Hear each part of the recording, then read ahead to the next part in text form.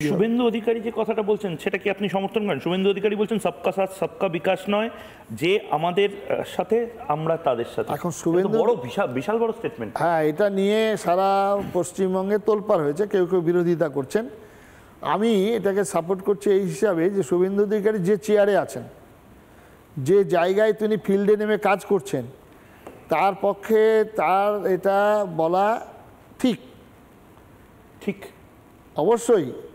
আজকে যদি আমাদের প্রধানমন্ত্রী তিনি যে চেয়ারে আছেন, তিনি সারা ভারতবর্ষের, তার মুখে তিনি যেটা বলছেন সেটা ঠিক। আজকে আমাদের প্রেসিডেন্ট সেক্রেটারি যে কথাটা বলবেন, কার্তিক মহারাজ যে জায়গায় আছেন, তিনি যেটা প্রতিনিয়ত দেখছেন মানুষের কান্না, চিন্তা করা যায় না কীভাবে সেদিন মায়েদের একটা সামান্য ঘট ভরে নিয়ে যাচ্ছে নগর কীর্তনের দলে। সেখানে একটা মসজিদের সামনে বাজনা বন্ধই ছিল, একদম ওই হরিনাম হরে কৃষ্ণ কৃষ্ণ কৃষ্ণ হরে হরে এই নামটা বলার সত্ত্বে পিছন থেকে মায়েদের প্রচণ্ড মারা হলো।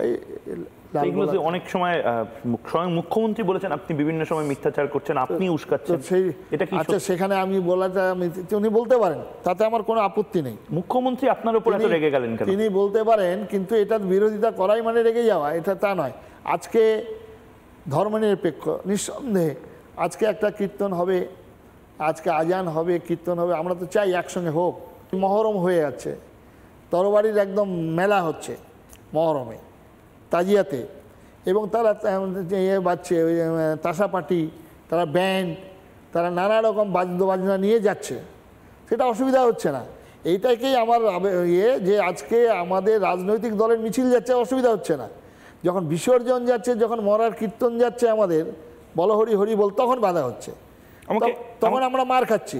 তো এইটার প্রতিবাদ কার্তিক মহারাজ চিরকাল করবেই। কারণ এটা তো আপনি সংখ্যালঘু হয়ে যাচ্ছেন। মানে আমি এই কারণে বলছি যে যখন আপনি লোকসভা নির্বাচনের আগে হুমায়ুন কবির যখন বলল যে 10 মিনিটের মধ্যে হিন্দুদেরকে কেটে ভাগীরথীর জলে ভাসিয়ে দেওয়া হবে 2 ঘন্টার মধ্যে, বা মমতা বন্দ্যোপাধ্যায় ভারত সেবাশ্রম সংঘ বা আপনাকে একদম নির্দিষ্টভাবে বললেন, ভারত সেবাশ্রম সংঘ বলেছে, আপনাদের পক্ষ তো হারলো, আপনারা চেয়েছিলেন এই জায়গা থেকে পতন হোক, কিন্তু সেখানে তো পতন হলো না। রামকৃষ্ণ মিশনের নাম বলেছেন, ইসকনের নাম বলেছেন, ব্যাপারটা পতন হলো না। এটা তো রাজনৈতিক লড়াই করবেন যারা, কিন্তু প্রকাশ্যে তো মুখ খোলেনি সংগঠন মুখ খোলেনি, এটা তারা বলেন, কিন্তু প্রতিবাদ হয়েছে।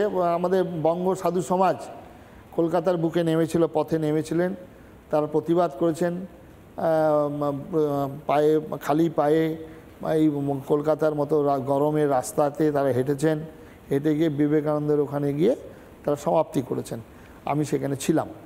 তো প্রতিবাদ হচ্ছে না, তবে রাজনৈতিকভাবে সংগঠিত হয়ে তারা যারা লড়াই করছেন তারা করছেন, তারা তো বলছেন নানা রকমভাবে ভোটের যে কলা কৌশল, আমাদের বামফ্রন্টের সময় ছিল সায়েন্টিফিক রিজিং, তারা করছেন, তারা সেটা লড়বেন।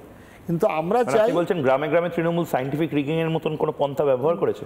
নিশ্চয়ই, নাহলে আজকে যত মিডিয়া এক্সিট পোল যে সংখ্যা নির্গম করেছেন, সবাই 20-র উপরে বলেছেন, তা সব ফেল হতে পারে না, 2-4টে ফেল হতে পারে, হ্যাঁ, কিন্তু সব ফেল হয়ে গেছে। খেলা হয়েছে, এবং সেটা আমাদের পিকের যে আইপ্যাক টিম, তারা যেভাবে কাজ করে সেটা তাদের ব্যাপার। বিজেপিরও কি দোষ আছে? নিঃসন্দেহে থাকবে, সংগঠনের অভাব রয়েছেন, তখন সমস্ত কর্মীরা মন প্রাণ দিয়ে এই কাজে লিপ্ত হয়নি, অহংকার এসছে এর মধ্যে। বিজেপিতে অহংকার যারা এইসব কর্মীরা, তাদের অহংকার এসছে। অহংকার রূপের অহংকার হতে পারে, অর্থের অহংকার হতে পারে, শক্তির অহংকার হতে পারে। সংগঠনের অহংকার হলেই পতন হবে, অবশ্যই হবে। অহংকারের জায়গা এলো কোথা থেকে? তারা তো শাসকও হয়নি এখনো, বিরোধীর আসনে বসেই বিজেপিতে অহংকার। না, এটা বিজেপির বলে কথা নয়। যে কর্মীদের মধ্যে এরকম আসবে তারা সর্বক্ষেত্রেই হবে, সন্ন্যাসীর ক্ষেত্রেও হতে পারে। অহংকার যখন প্রবেশ করবে তার অহংকার পতনের মূল হবেই। আর এটা তো অবধারিত।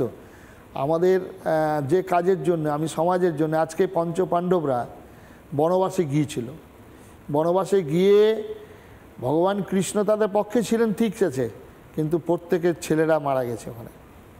অর্জুনের মতো এরকম তার ছেলে অভিমন্যু, ভীমের ছেলে ঘটোৎকচ, কি ত্যাগ! তো এখন যারা সংগঠন, কি ত্যাগ আছে? কি ত্যাগ করছি আমরা? মানে ত্যাগ না করলে শাসন ব্যবস্থার মধ্যে তারা আসতে পারবে। অক্লান্ত পরিশ্রমের বিকল্প নেই। এই যে বলছেন পরিশ্রম তো শুভেন্দু অধিকারী বা অন্যান্যরা করছেন, অন্যরা সেরকম শুভেন্দু অধিকারী যেভাবে করেছেন পরিশ্রম, নিঃসন্দেহে তাকে ধন্যবাদ দেব আমি। আরও পরিশ্রম দরকার, আরও পরিশ্রম দরকার, আরও পরিশ্রম দরকার। তা এই যে বলছিল না সঞ্জয় গান্ধীর একটা কথা ছিল না, বাত কাম জাদা বাত কাম, একটা মনে উঠেছিল, কথা কম কাজ বেশি। তা এখন বেশিরভাগই কথার বেশি হয়ে যাচ্ছে, কাজের সঙ্গে যুক্ত নন। তো আজকে মানে আজকে কার্তিক মহারাজও তো দেখছি রুদ্র রূপে যেভাবে বর্ষণ করছেন। না, আমি তো নিঃসন্দেহে আপনিও কি হতাশ? ভারত সেবাশ্রম সংঘের আচার্য স্বামী প্রণবানন্দজি মহারাজের দীক্ষিত সন্তান। আমাদের গুরু মহারাজ গয়াতে যেভাবে পাণ্ডাদের ছিল সেটাকে ঠান্ডা করেছেন, এবং বাংলাদেশের যে ঘটনা ঘটেছিল তার পরিপ্রেক্ষিতে হিন্দু মিলন মন্দির আন্দোলন, আচার্য স্বামী বলেছেন যে অনেক সন্ন্যাসীরাই বিরোধিতা করেছিলেন তদানীন্তন হিন্দু মিলন মন্দির হিন্দু আন্দোলনের ক্ষেত্রে।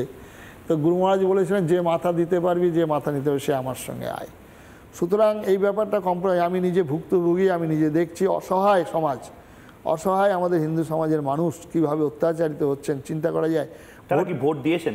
ভোট পরবর্তী নিশ্চয়ই দিয়েছেন। ভোট পরবর্তীতে আজকে যেখানে যারা শঙ্খ বাজাবেন, যারা তুলসী গাছে পুজো করছেন, যারা উলুধ্বনি দিচ্ছেন, বেছে বেছে তাদের বাড়িগুলো হয়েছে, তাদের ঘটনা হয়েছে, আক্রান্ত হয়েছে বেছে বেছে। তার কারণটা এদের পেছনে যারা অভিযুক্ত তাদের পেছনে কারা কাজ করছে? তার পিছনে তো এখন আমাদের একটা রাজনৈতিক দলে সীমাবদ্ধ হয়ে যাচ্ছেন তারা। আমরা তো দেখছি কোনো রাজনৈতিক দলের নাম বলছি না, কিন্তু করছেন, একটা সম্প্রদায়ের মানুষ করছেন।